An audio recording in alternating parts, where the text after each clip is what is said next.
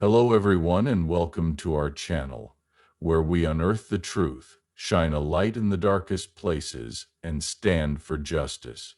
The continued departure of prominent programming from Daystar TV is the topic that we will be discussing today. This is a story that has caused a commotion in the Christian broadcasting industry. This comes as a result of severe claims that have been made against the network's founders, as well as the increasing scrutiny that has been extended to viewers, partners, and the media.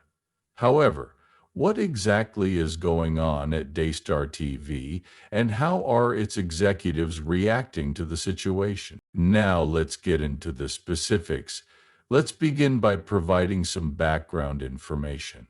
The scandal started when Jonathan Lamb and his wife, Susie Lamb, who were the offspring of Daystar's late founders, Marcus and Joni Lamb, accused their parents of covering up the sexual assault that had occurred to their daughter. Because of these allegations, renowned megachurch pastors and other program creators have been put under a significant amount of pressure to reevaluate their collaborative relationships with the network.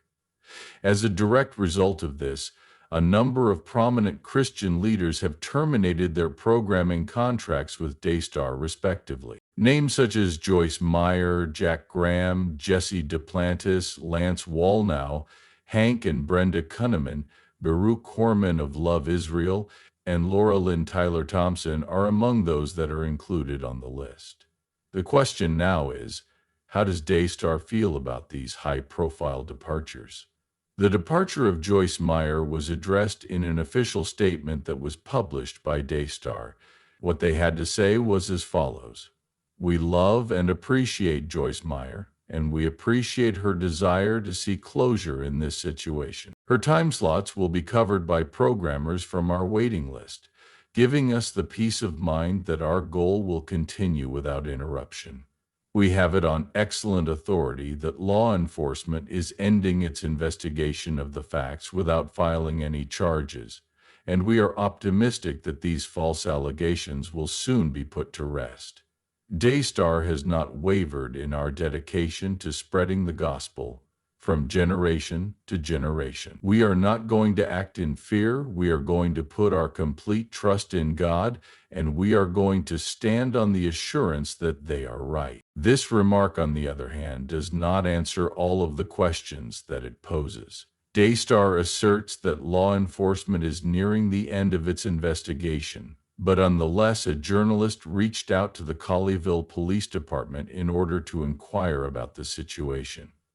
Take a look at what they said. "After hearing the claims that were made against Daystar Television Network, I became a journalist in the state of Colorado, having it on good authority that the investigation into the sexual assault of a kid was coming to a close and that there will be no charges brought against the perpetrator.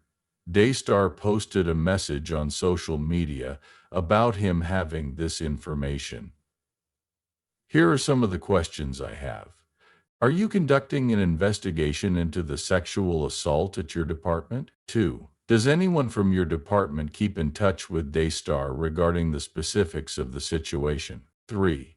If it is true that Daystar is obtaining information regarding this inquiry from within your agency, then does this mean that the overall integrity of the investigation has been compromised? I am greatly appreciative of your rapid response. They got a different answer than they expected.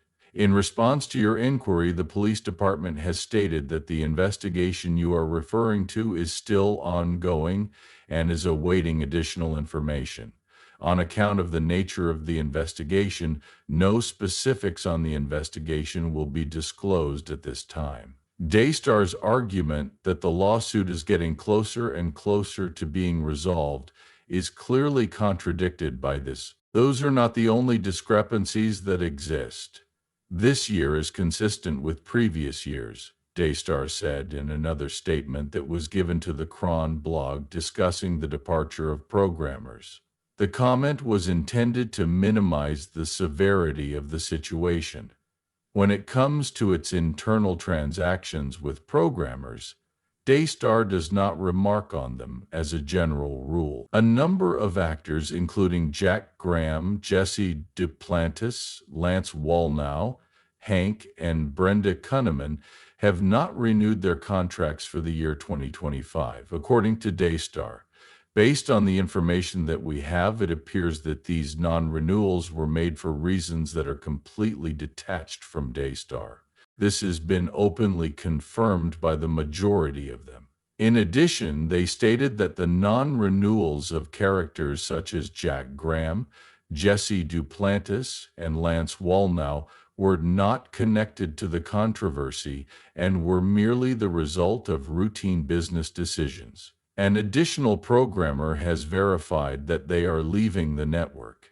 In addition to the exits that have already been mentioned, the program that Russell Johnson of the Pursuit Northwest had been producing with Daystar TV was canceled. An email that was received by the Roy's report indicates that the decision was made in June of 2024, owing to the limits that were placed on the finances. According to the reports, the contract expired in December of 2024. The following is an excerpt from the email.